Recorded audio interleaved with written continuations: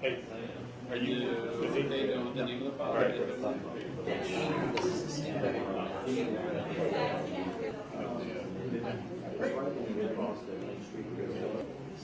And that was for 155.13? Yeah, we just need to plug it. So we're already there.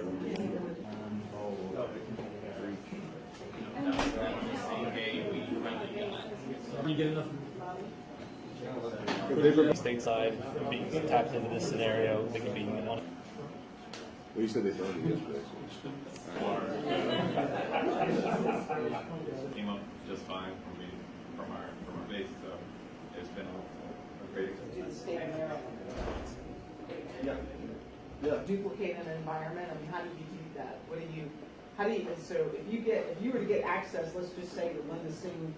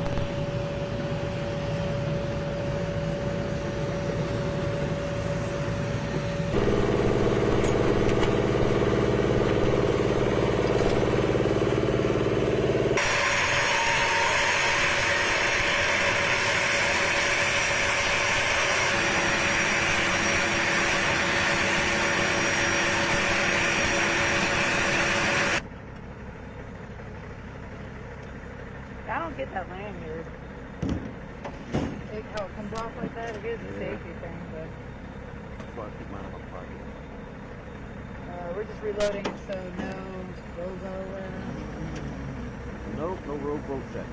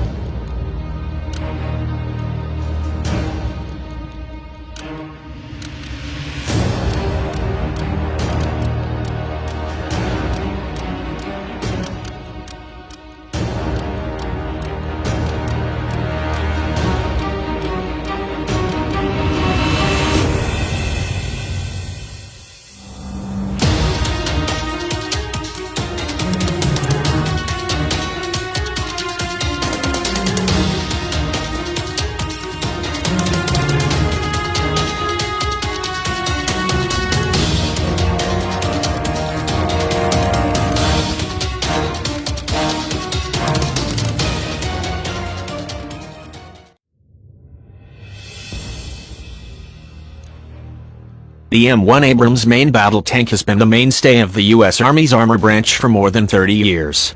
Heavily armored, powered by a gas turbine engine and equipped with a powerful 120mm gun, the M1 has proven an adaptable tank capable of fighting from the rolling hills of southern Germany to the deserts of Iraq. And yet the tank appeared to be a failure at first, caught in a tug-of-war of competing, varied interests that threatened to sink the project completely. In the late 1960s, the U.S. Army began the search for a new main battle tank. The M48/M60 series of tanks had reached a design dead end, and the Army desired a clean sheet design to incorporate new technologies, including a gun-fired anti-tank missile. The Pentagon initially tried to cooperate with West Germany on a new tank, MBT-70, but the project was sunk by technical problems and cost overruns. In the wake of MBT-70, the Army tried again to develop a new tank, a design that was eventually known as the XM-1 and later the M1. The new tank would incorporate major advances in firepower, protection and mobility, but committing to an ultimate design would involve heated battles and compromises between all three. The heart of any tank's offensive firepower is the main gun. The Army had previously wanted to arm MBT-70 with a 152mm tank gun capable of firing both shells and the Shillelagh gun-launched anti-tank missile. Unfortunately, reliability problems doomed the Shillelagh and the Army went back to conventional tank guns. The Soviet Union's primary tank was the T-62, armed with the U-5TS 115mm gun, while the U.S. Army's M60 tank was armed with the M68 105mm gun. Although the Soviet gun was technically bigger, this did not particularly bother the U.S. Army, which preferred to stick with the 105 for the XM-1. The Army's argument was that the 105's armor penetration qualities were still good enough and that the tank could store plenty of ammunition, 55 rounds of all types, inside the hull and turret. In a list of performance characteristics listed by the Army by priority, main gun killing power actually came third, behind armor protection and surveillance and target acquisition. Ironically, it was the civilian leadership at the Pentagon that wanted a larger gun, and that pushed for the West German-developed Rheinmetall 120mm gun. Although the gun would carry fewer, 40, rounds, it would future-proof the Abrams against future threats. The Pentagon was worried that newer Soviet tanks, including the 125mm armed T-64, would outclass the XM-1 even as it entered production. In the end, both sides came to a compromise. Early production M1 models would come with the 105mm gun, but would be upgradable to the Rheinmetall 120mm. The next version of the tank, the M1A1, would be built at the factory with the bigger gun. The M1A1 began production in the mid-1980s, and by 1991 was widespread enough that the Army was able to field an all-1A1 tank force to face off against the Iraqi Army's Lion of Babylon variant of the Soviet T-72 main battle tank in Operation Desert Storm. While the brass was satisfied with the smaller gun, it didn't want to compromise on armor protection. Army officials had heard of a new British breakthrough in armor technology nicknamed Burlington, later nicknamed Chobham after the closest village to the UK's Royal Armament Research and Development Establishment. RARD had undertaken major research to defeat Shaped Charge Warhead's common handheld RPG-7 rocket-propelled grenade launcher and Soviet anti-tank guided missiles. It had experimented with a variety of steels and ceramics. It even experimented with polypropylene plastic, which was found to have, pound for pound, greater protective powers than steel. Unfortunately, a pound of polypropylene was much larger by volume than a pound of steel, and the corresponding bulk made it impractical. The so-called Chobham armor was a mixture of steel and ceramics, but the major design contribution was the use of a honeycomb-like structure that broke up the molten metal jet that comprised a shaped charge explosive and absorbed its energy. The result was, according to author Orr Kelly, an armor that in tests at Aberdeen Proving Ground shrugged off shells fired at point-blank range. It was beyond the wildest dreams of any tanker. Army officials came away enthusiastic about the armor but faced considerable skepticism and pushback from the not-invented-here crowd. That was gradually overcome once those involved became aware of how incredibly effective it was. Another issue was engineering related and much more serious. The new armor had a weight problem. Although Chobham armor worked very well, fashioning a turret out of it would require the turret to be built of steel-welded slabs, unlike the cast turret of the M60. This was not a problem and actually gave the tank a sleek, futuristic look. The problem was that properly armoring the XM1 would balloon the tank's weight up from the desired 35 to 40 tons to 52 tons. This in turn affected the vehicle's mobility, particularly its horsepower to ton weight ratio. The Army's dream of a lightweight, agile tank was being dashed by its armor requirements. Meanwhile, the service wanted a 1,500 horsepower engine, double the power of the M60's engine. It tried 2 diesel engines, the Daimler-Benz diesel that powered the Leopard 2 and a homegrown diesel built by Teledyne Continental, but the third engine, a gas turbine adapted from aircraft use, unexpectedly gained favor. The gas turbine allowed for quicker startups, faster acceleration, ran without producing smoke, and most importantly was smaller and 3 tons lighter than its competitors, saving valuable weight. Although the gas turbine would require the Army to stock vast quantities of gasoline, in addition to diesel fuel, on the battlefield, the advantages of the turbine eventually won out. The development of the M1 Abrams is a classic study into how competing requirements can collide with one another. The trifecta of tank power, firepower, protection and mobility all required some level of compromise. The Army was willing to bend some requirements, particularly with regards to weight, to get a good tank instead of being unbending in a vain search for the perfect tank. The result is the most battle-tested main battle tank today, a tank that, with periodic upgrades, has stood the test of time.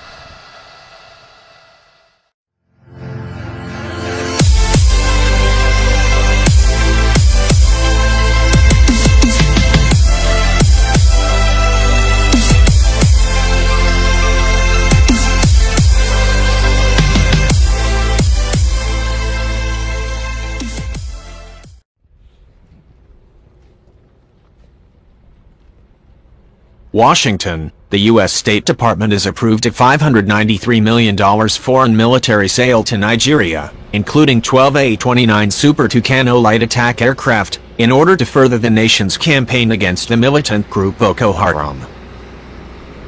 Nigeria has been seeking permission from the U.S. government to buy A-29 since 2015. However, the Obama administration had put the sale on hold due to concerns about the country's human rights record.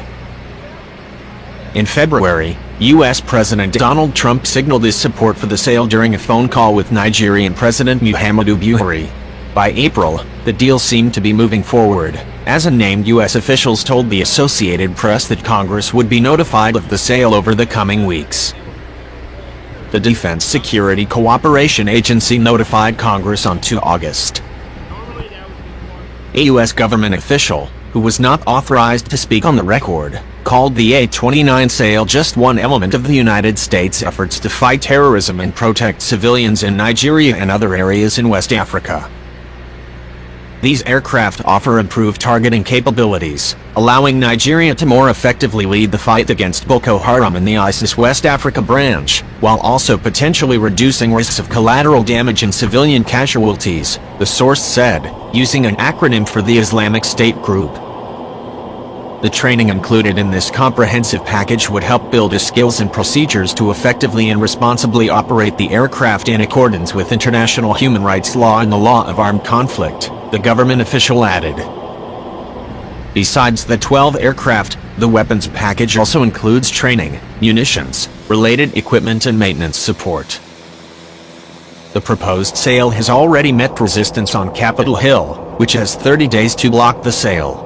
After that period of time, negotiations between will begin, meaning the current value of the deal and procurement quantities are not set in stone. In June, Senators Cory Booker, DNJ, and Rand Paul, RK, sent a letter to Secretary of State Rex Tillerson expressing concerns about selling military gear to Nigeria. They pointed to the Nigerian Air Force's attack on a displaced persons camp earlier this year, which reportedly killed more than 100 civilians, as evidence of the recklessness of the nation's armed forces. We are concerned that the decision to proceed with this sale will empower the government to backtrack even further on its commitments to human rights, accountability, and upholding international humanitarian law, which in turn could spur greater unrest and violence, particularly in the northeastern part of the country, the senators wrote in a letter to Tillerson. The A-29 Super Tucano was designed for counterinsurgency and close air support missions, and the aircraft has been purchased through the U.S. government for the Afghan and Lebanese militaries to fight against ISIS and other militant groups. The aircraft, originally built by Brazilian aerospace firm Embraer, is modified by Sierra Nevada Corporation, which acts as prime contractor and systems integrator for sales to the U.S. government. The sale would be good news for Embraer's A-29 production line in Jacksonville, Florida. In June, Jackson Schneider, Embraer's Executive Vice President of Defense and Security, said current A-29 orders for Afghanistan and Lebanon would run through the end of 2017. I hope that before the end of this year, I will have the possibility to announce other contracts and to guarantee the continuance of the operations in Jacksonville, he said then. The U.S. Air Force has also expressed interest in buying light attack aircraft like the Super Tucano. This week, the service kicked off an experimentation campaign with the A-29 and other aircraft to assess their capabilities. If pleased, officials could begin procuring one of the options.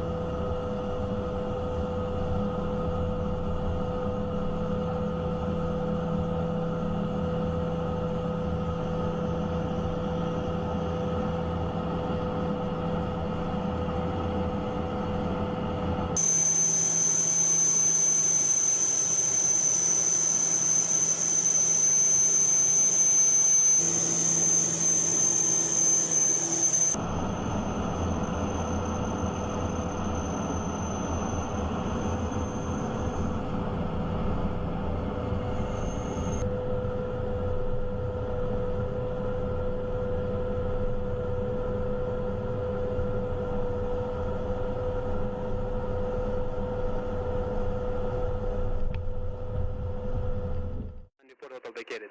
So the 9 is flying. Yep.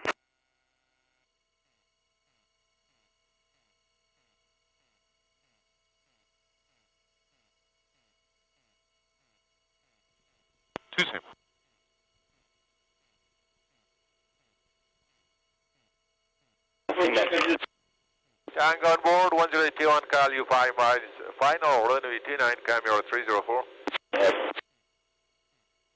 Diablo 2-1, you're at that go.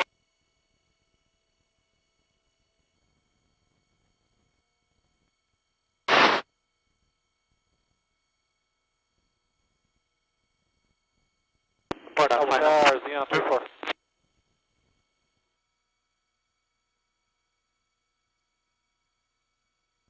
One is pushing up, so.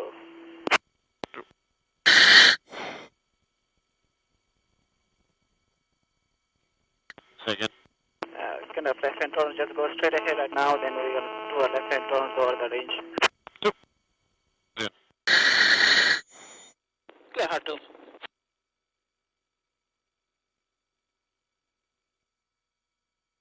We'll do this out of a wheel attack. And Zora, this is Zora, currently about a mile east of the runway, so we're completely clear of your airspace. Weapon weight 7 seconds. Alright, 3, 2, 1. We have the good coordinates for a mark. Okay. Do you have a visual on the buildings there to the north? Good be back.